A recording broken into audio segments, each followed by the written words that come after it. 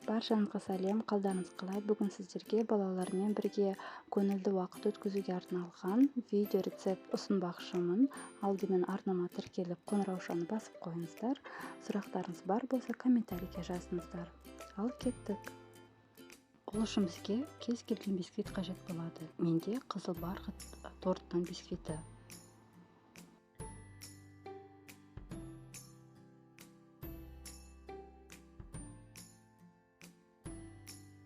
Осы кезде балаларға тапсырма беріп қоюға болады. Бисквитті жақсылап тұрып ұсату керек.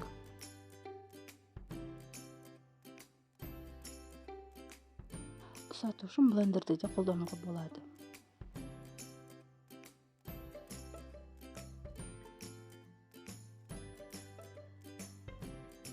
Барлығын ұсатып болған соң, мен қойытылған сүтті қолдандым. Кейбіреулері кілегей қолданады, басқа да крем түрлерін қолдануға болады. Барлығын жақсылап тұрып араластырып аламыз, біріктіріп.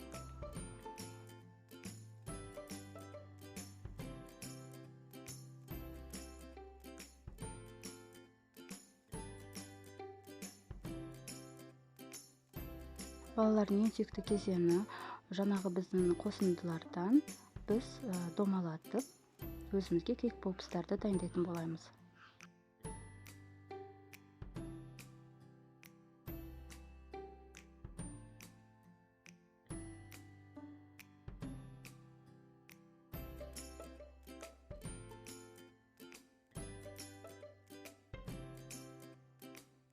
Барлығын домалатып болған соң, біздің дайындамаларды 20-30 минутқа тоңазытқышқа салса болады.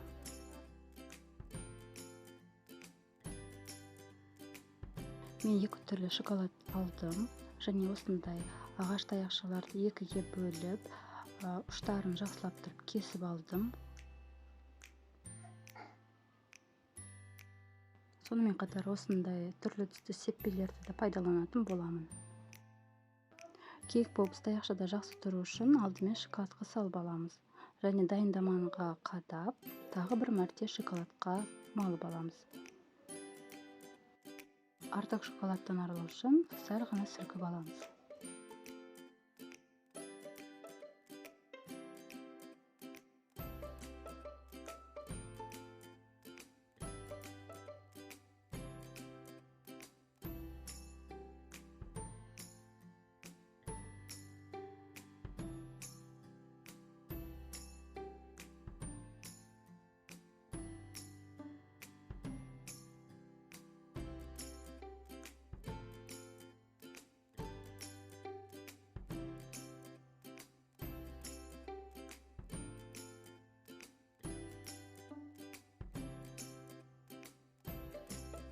Дайын кек попстың шоколады әлі қатпай тұрып, түрлі түсті сеппелерді сеуіп, немесе жаңғақтар сепсе де болады.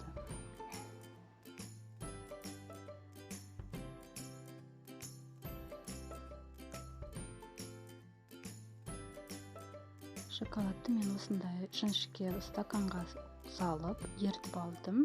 Ерткенде бұны сыртындағы ыдысқа ыстық суды құйып қойсаңыздар, шоколадыңыз тез және жақсы ериді. Дүкендегі тәттілердің құрамы белгісіз, сондықтан үйде балалармен отырғанда осындай дәмді тәттілерді дайындасаңыздар болады. Барлық процесс балаларға өте қатты ұнайды және өте жеңіл болып келеді. Бізбен бірге болғандарыңыз үшін рахмет. Міндетті түрде жасап көріңіздер. Балаларыңызбен өте көңілді уақыт өткізіңіздер. Ас болсын.